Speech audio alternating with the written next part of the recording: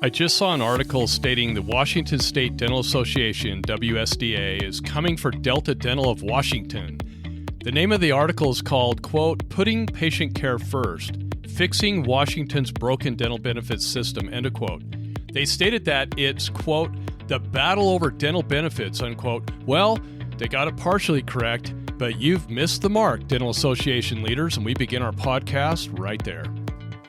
Welcome, all of you fantastic dental podcast listeners, to the My Practice, My Business Dental Podcast Show, where we help dentists profit and thrive with excerpts from the clinical business of dentistry training here at My Practice, My Business. We'll be addressing and answering questions with current trends dentists and their teams face each and every day in their pursuit of this wonderful career we call dentistry. And now the host of our show, the clinical director and president at My Practice, My Business, Dr. Rob Thorup. This is going to be a fun one, and I've invited my sweetheart, Tracy, to join us on this one. Say hi. I am so excited for this one. This is going to be an interesting one because this is near and dear to our heart. We've got a lot of clients in the state of Washington, and we want to make sure that we always keep an eye on Washington State, because what happens oftentimes is the crappy control of insurance carriers will sometimes start to sweep from the Northwest on down through the Intermountain states and California, and then progressively move their way across the nation. Did I sum that up? It definitely did. Oh.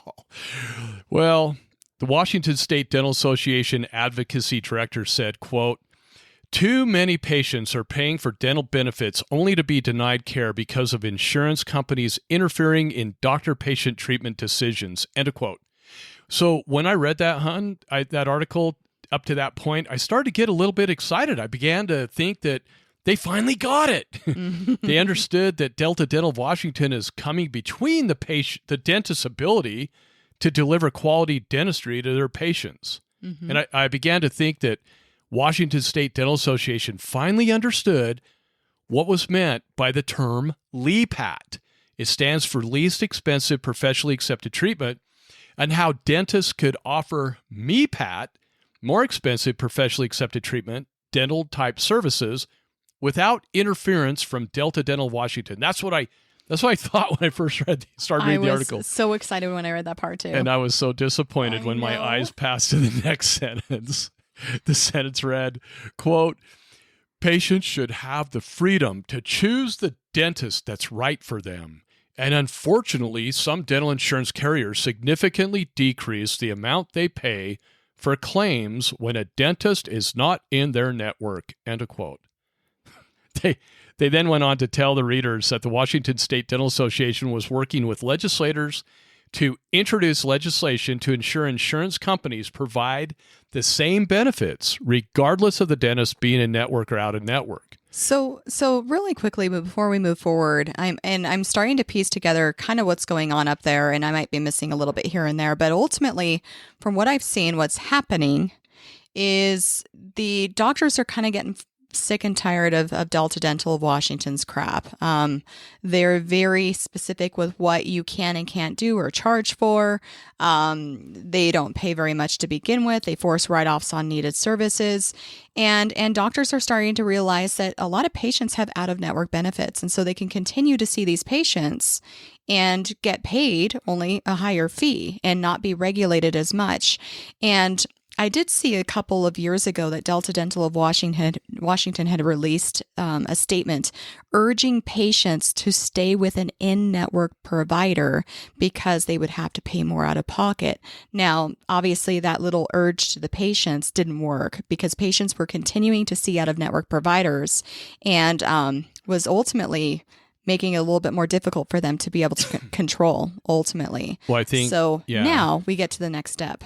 Well, it's like almost every dentist in the state of Washington has been a Delta Dental Washington provider, but over the last few years, we've seen a lot of people drop out. Mm-hmm. But say we're not playing the game anymore. But it's not that many yet. No. So apparently, Delta Dental of Washington is not paying out-of-network dentists the same fee or percentage of fee as in-network dentists, and in fact, it is significantly less, which is a business tactic that Delta Dental of Washington is using in an attempt to keep dentists in their networks and encourage their clients to stay with their in-network providers, like I mean, you said. if I were a patient and I had to pay significantly more, I'm talking like I saw 25%. I saw a crazy number with how little they actually paid. Was like 25% of what they would have paid an in-network provider. Right. And so if I were a patient, now I'm in a position where I am forced to go to an in-network provider because financially coerced. Yeah, absolutely. So the article's main subject matter is focused on the out-of-network dentists not being compensated at the same rate as an in-network dentist for the dentistry they provide Delta Dental Washington clients. Mm-hmm. So the Washington State Dental Association article went on to say, and I quote, dental benefits plans should respond to patient needs rather than restricting access to safe, professional, and cost-effective oral health care. Well, think about that statement with the following points in mind. I'm talking about safe, professional, and cost-effective. Sorry. So, yeah, that's funny. Oh, God. The leadership up there is just killing me. So think about it with this in mind. Point one, Washington State Dental Association is correct in stating that dental insurance companies should respond to patient needs. I agree. Yep. They should never restrict the quality of deliverable oral health care, they meaning the insurance companies, but that's exactly what Tracy and I showed in person. The Washington State Dental Association leadership that Delta Dental of Washington was doing to their in-network dentists and the Delta Dental of Washington patients that they serve. They were not allowing dentists to offer their Delta Dental of Washington patients choice with better materials, medications, technology, and procedures that had significant increases in cost of goods. We clearly showed Washington State Dental Association leadership how Delta Dental Washington was breaking two state laws that have been on their books for years there in Washington and multiple sections of their own contract in regards to value-added and non-covered services. Not only that, but we also proved how Delta Dental of Washington was discriminating. They were discriminating against their clients because other dental insurance companies allowed for upgrades and the charging for said services directly to the patient. Meaning, going from LEPAT, least expensive professionally accepted treatment, to MEPAT, more expensive professionally accepted treatment, giving the patient choice instead of putting the cheapest thing in their mouth and charging the patient directly for it, which their laws allow them to do, and the contracts that were in there, the verbiage in the contracts. Now, I know Delta Dental Washington since has tried to alter that. They've tried. Yeah. And what did the Washington State Dental Association executive and leadership do with the information that you and I, honey, presented to them in a very compelling way? Oh, absolutely nothing. I know. And I will add to that because it's been a couple of years now. And how frustrating is it that you and I flew all the way up there to Seattle to present for 2 hours and to have the people that you are trying to help on their laptops ignoring us. Oh, yeah. And DMing little text messages to each other while we were trying to help them. Obviously, they had well, first of all, the tact there was horrible, but they had no interest in really learning the truth and figuring out what they could do to help defend their providers that pay them their dues. And I was extremely disappointed with that. There's only one person, and he was a leader emeritus, and bless his heart, him and his wife died tragically in a car accident, and God bless their families. Yes. He was the only one that had, wanted to continue conversation with us. He's like, wow, you guys have something here. Well, and I remember them saying, well, it sounds like you guys have a handle on it. We don't have to really worry about it because you and Rob have it. You've got it handled. Yeah. Yeah. So point two, and I don't want anybody, don't turn off the podcast. Don't throw things at me. Don't send me hate mail. But in defense of Delta Dental of Washington, I hate even starting that out like that. In defense of our lovely Delta Dental of Washington, I'm going to hold back the adjectives. they're not restricting access to quote unquote safe dental care. They're simply making a business move to keep dentists on their panels, and they are attempting to keep their clients going to the participating dentists. However, please define safe dental care, Washington State Dental Association. If a patient goes to a licensed dentist in your state, shouldn't they be receiving safe dental care regardless of whether they're in-network or out-of-network? I would hope so. Delta Dental Washington? Are you implying that safe care cannot happen if the patient is responsible for their finances of oral health care? Or are you saying it's not safe to the patient if the dental insurance plan does not pay a higher percentage of the actual cost of oral health care? Or is your narrative simply saying out-of-network dentists are safer than in-network dentists? What a stupid statement. I just read that, Tracy, and it just had fear-mongering written all over it. Absolutely. Enough's enough. Good gravy. Point 3. I believe, honey, do you believe? I believe. I believe that professional care would include giving patients the choice of better products, medications, materials, technology, and advanced procedures, most of which increase the costs of deliverable dental care to the dental business. Dental insurance companies should not attempt to control the dentist in offering those choices, yet that's exactly what Washington State Dental Association and the American Dental Association has allowed Delta Dental of Washington to do, and 2 other states. Remember the meetings, My Practice, My Business, held with all of you in leadership within the Washington State Dental Association. Why don't dentists offer choice from LEPAT to MEPAT type dental services? It's well known that dentists choose to race to the bottom with the cheapest supplies and lab fees to increase profit margins. That's what every consultant teaches, due to perceived rules with dental insurance plans, or allowing bullying tactics by third-party payers such as Delta Dental of Washington without being held in check. And that's exactly what's happening. They're not being held in check. So again, honey, I ask, what is the more professional thing to do with and for our patients? And I know and believe the answer is clear, that choice promotes trust. From LEPAT to MEPAT dental services, it promotes trust to every consumer when you offer that kind of choice, including the dental patient consumer. Mm-hmm. And it's more ethical than only offering and placing LEPAT dental services. Do I even need to go into offshore crowns, cheap implants, etc., etc.? It's just, that's where the industry has gone. So point 4, the statement of cost-effective oral health care, really? This is the one that just, you touched on it. Mm-hmm. If a patient chooses to receive LEPAT dental care from an in-network provider, their costs of basic dental care will be much more cost-effective than receiving it from an out-of-network provider, all things equal. Meaning they offer the same crowns, implants, bonding agents, whatever. So who in the hell are you trying to kid on that statement, Washington dental leaders? The whole point in offering MEPAT services as an in-network provider is to increase net revenue with better materials, medications, technology, and advanced procedures, thus offering and providing the best dentistry the doctor's training allows. It gives the PPO participating dentist, when a patient chooses MEPAT options, the opportunity to offset the losses that they experience by being an in-network provider.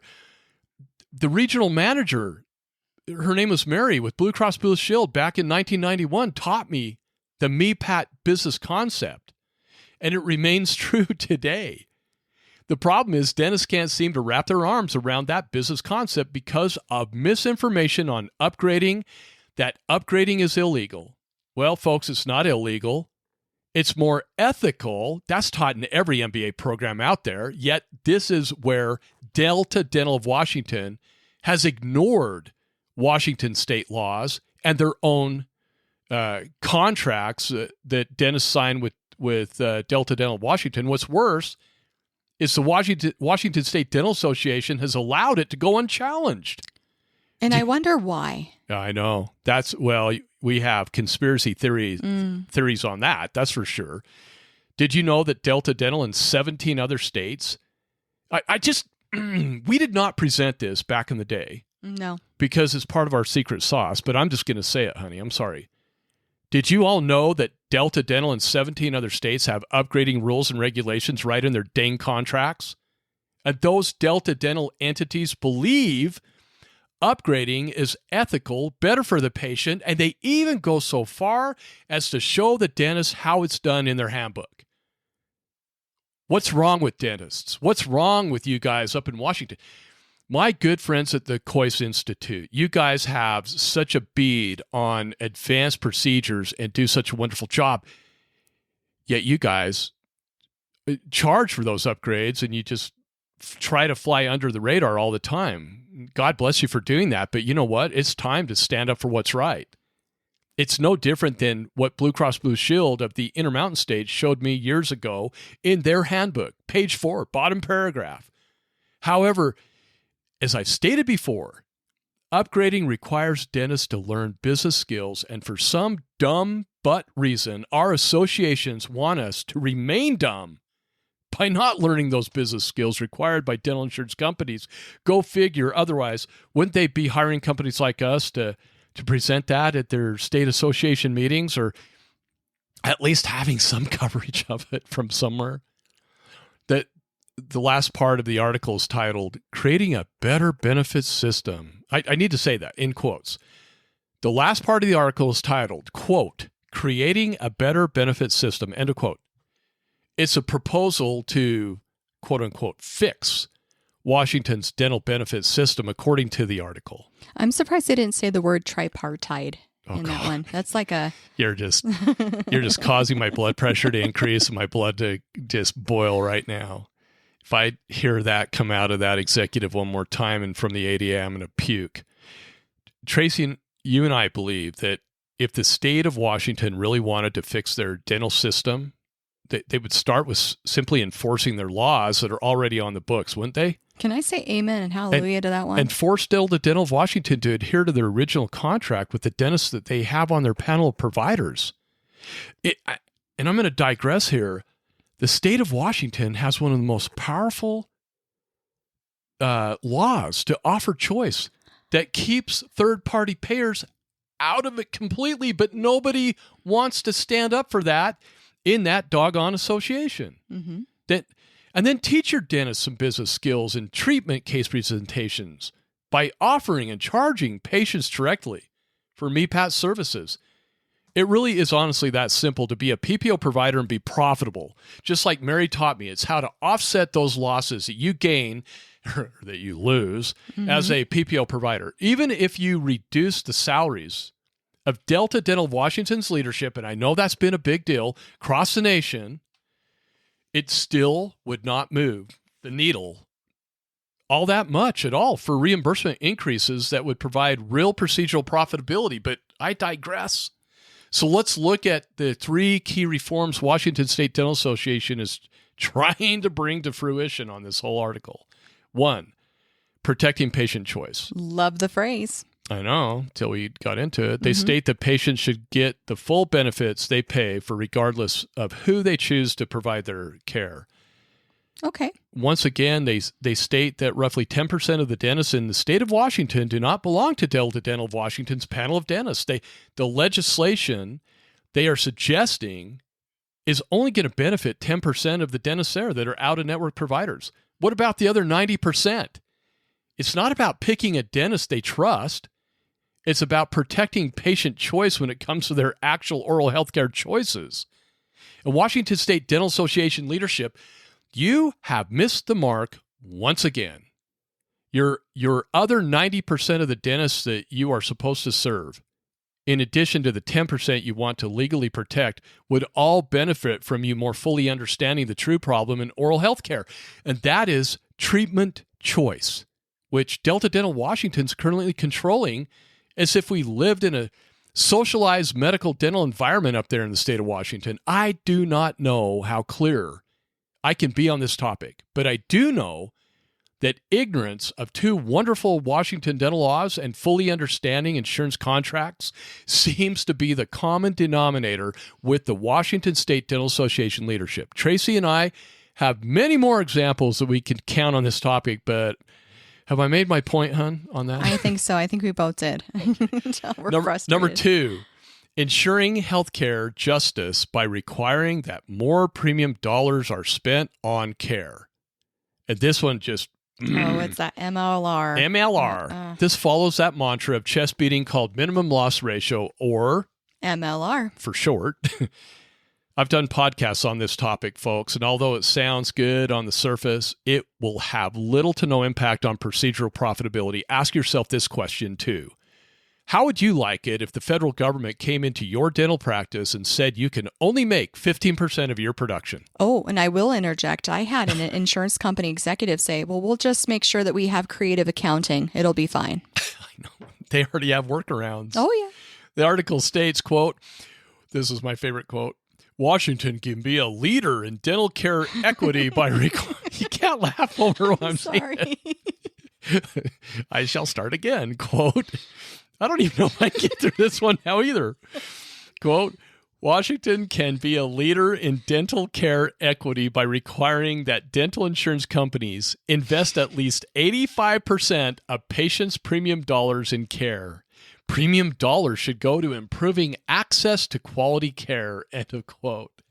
God, I would love to hear Washington State Dental Association's definition again of quality care, as they couldn't support patient choice from LEPAT to MEPAT dental services just 2 years ago when we brought it to their attention with Delta Dental of Washington's LEPAT-only tactics. I don't think they understood it, hon. God, I really don't think so either. Well, maybe that's why they had their heads buried in their laptops, is because the conversation we were having with them was so far over their freaking head. Okay.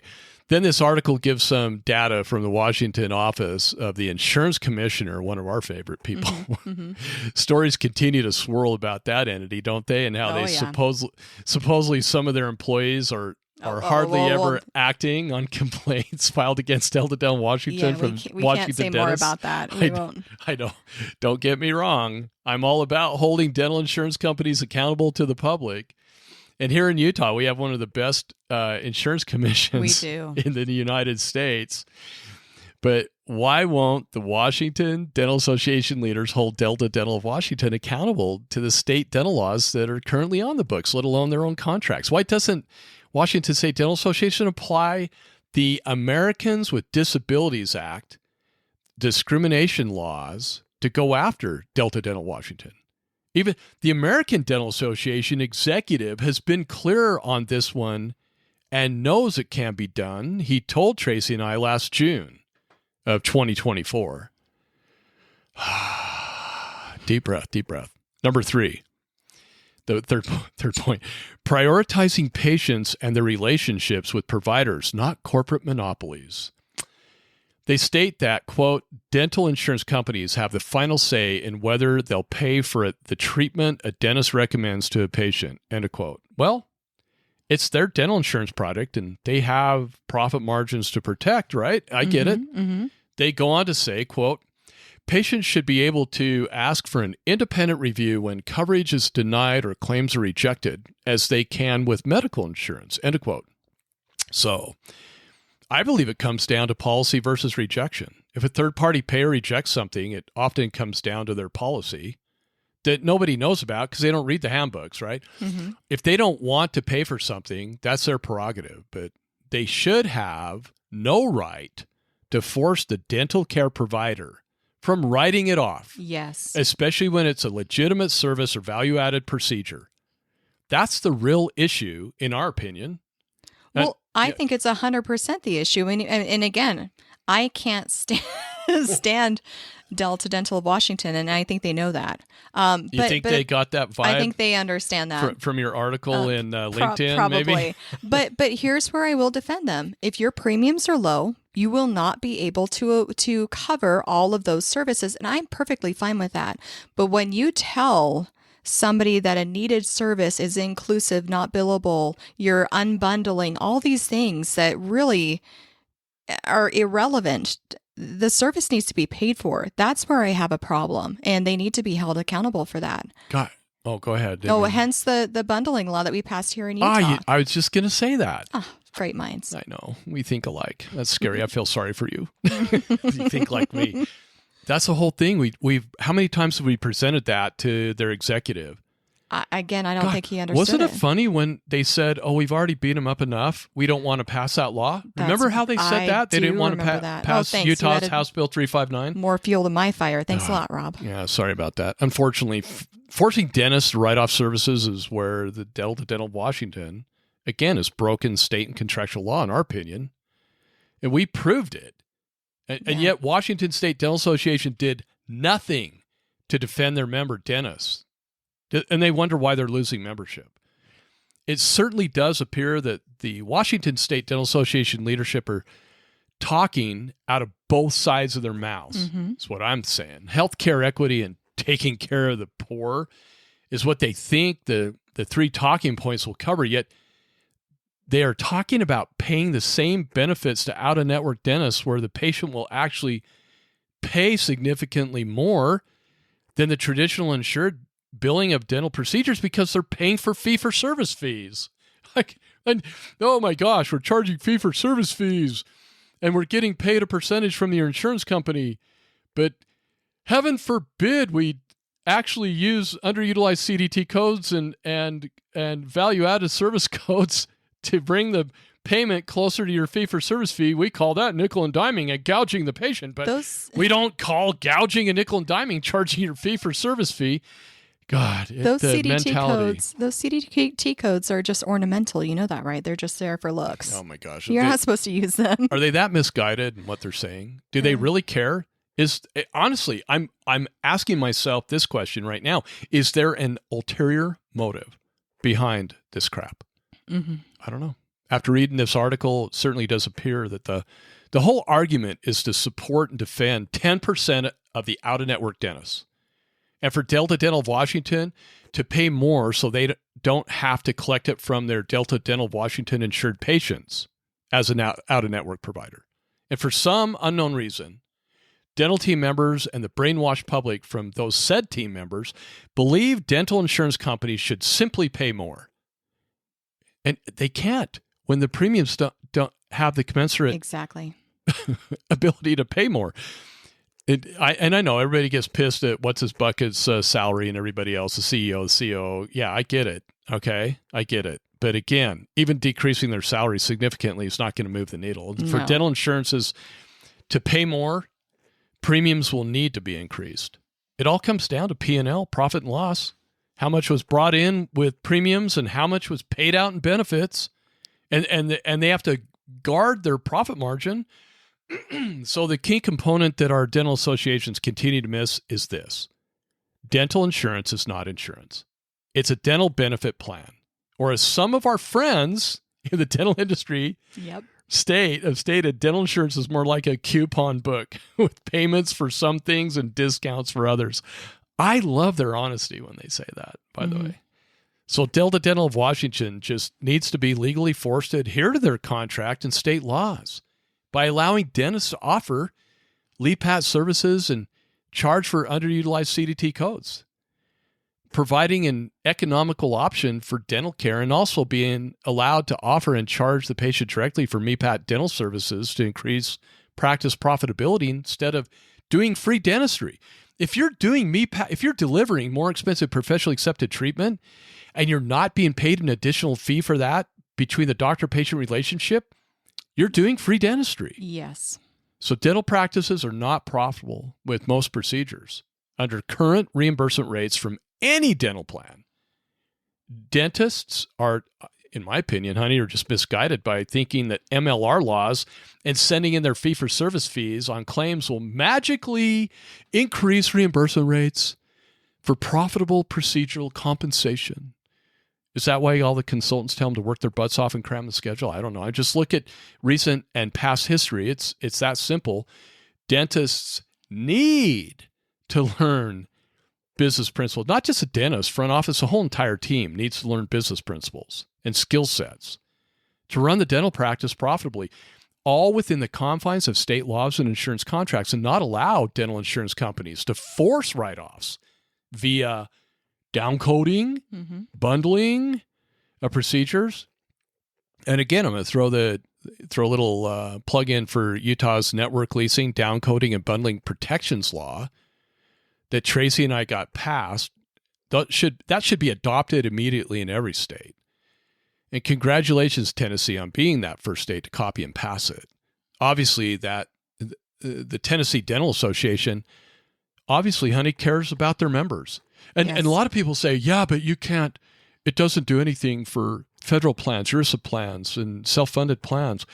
Well, I'm pretty sure that the majority of plans in every practice don't fall under those categories. I mean, we have self-funded and ERISA plans in our office, in our dental practice, and it's very rare that they kick back like that. And so, yeah, we have very few. Well, and there are exceptions. That's fine. And what's really funny is even the federal plans oftentimes will pay for things that they don't have to pay for. Yes. And that's something that we teach. Because we know what the rules are. We know what the law is. And we treat them kindly, and we don't yell at them and tell them how to, run their businesses. They're a business too. I love bringing awareness to this very topic, hon, because Delta Dental of Oklahoma and Hawaii Dental Services are doing the same thing that Delta Dental of Washington has done with controlling the quality of oral health care dental providers can offer to their patients they serve, and controlling them in a negative way, extremely negative.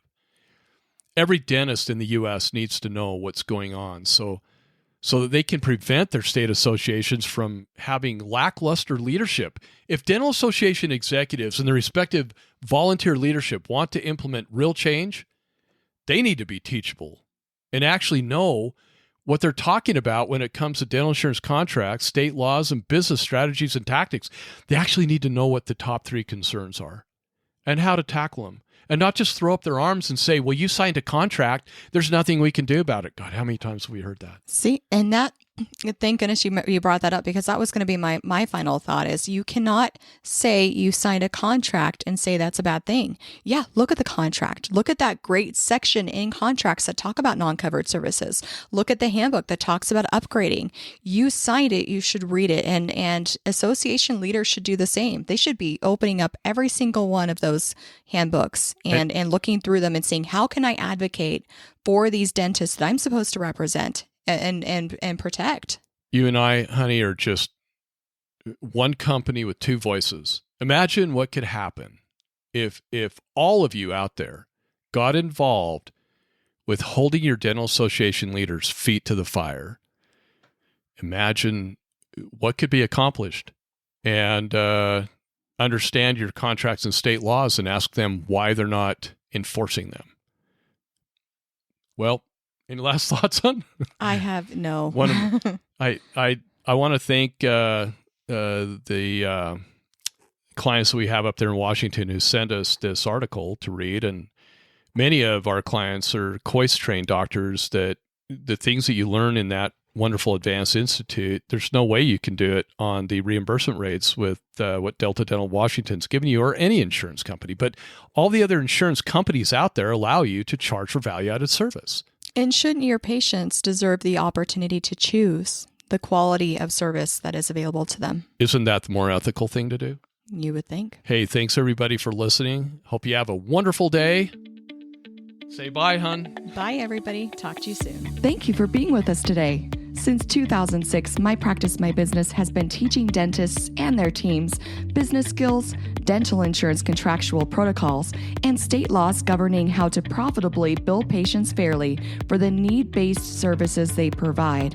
What's more, we guarantee our training, unlike other dental consulting companies in the industry.